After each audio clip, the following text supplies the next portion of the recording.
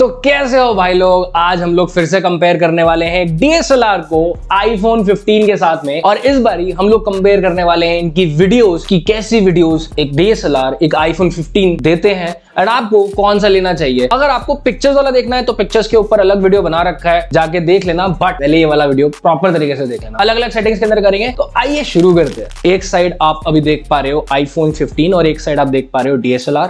आप खुद ही देख के थोड़ा सा जज करो कि आपको आउटपुट ज्यादा अच्छा किसका लग रहा है, ज्यादा अच्छे कलर्स किसके लग रहे हैं। हमने इसके अंदर अभी कोई भी एज सच कोई खास कलर ग्रेडिंग वगैरह नहीं करी हुई है, ना हमने इसके अंदर कोई खास सेटिंग या फिल्टर वगैरह लगा रखा है, जो है बिल्कुल रॉ है। ये बता देता हूं कि ये जो आईफोन है अभी 2x पे है और जो हमारा DSLR है वो किट लेंस लगा हुआ है उसके अंदर और 35mm पे है।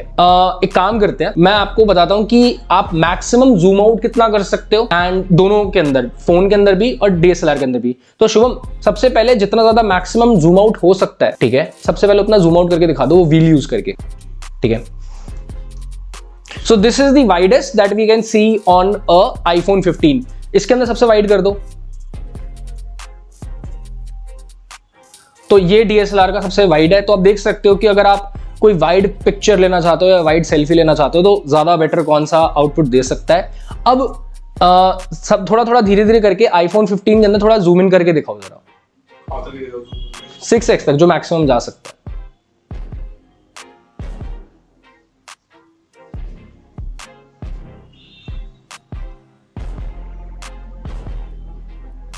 डन, ओके, मैं हट जाता हूं, आप लोग देख सकते हो। ओके, अब DSLR के अंदर एक बारी करके दिखा दो।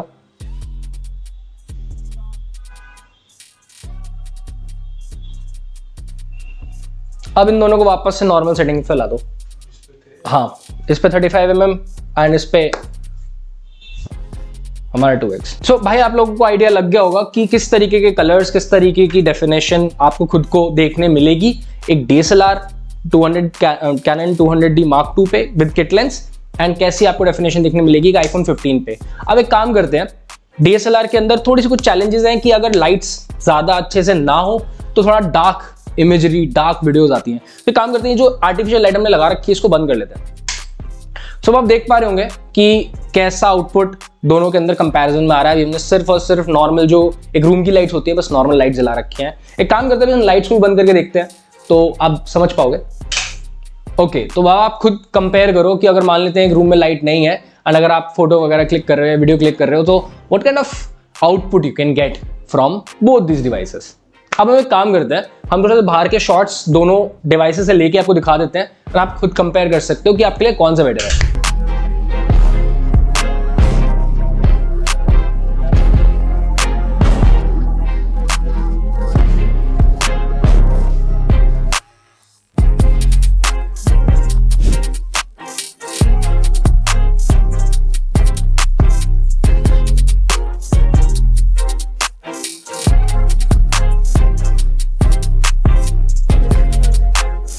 तो भाई आई होप आपको एक बेसिक आइडिया लग गया होगा कि आपको iPhone 15 और एक DSLR में किस तरीके का कंपैरिजन देखने मिल सकता है।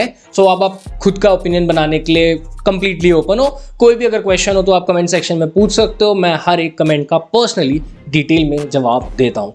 That's it, thank you for watching and stay subscribe to the next time.